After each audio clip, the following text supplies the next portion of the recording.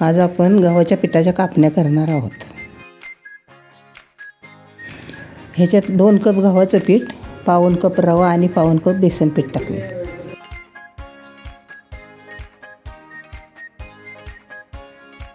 ते 3 पिठामध्ये सुंठ खिसून टाकली।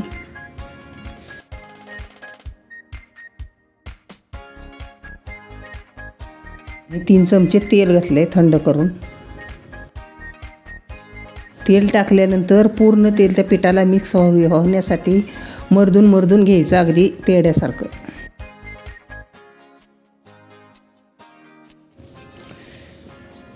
आता हे गुळाचं पाणी आहे ते गाळून घ्यायचं आणि मग त्याच्यात मिक्स करून नॉर्मल असं पीठ मळून गोळा करून घ्यायचा।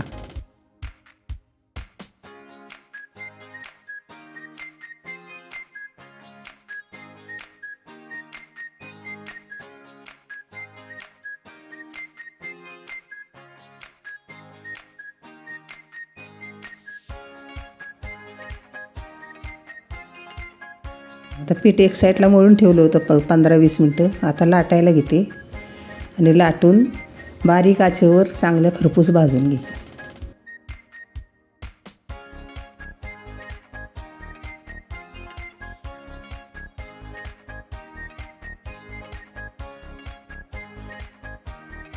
लाटी लाटून झाल्यावर वरून खसखस लावायची आणि मग कट करायचे।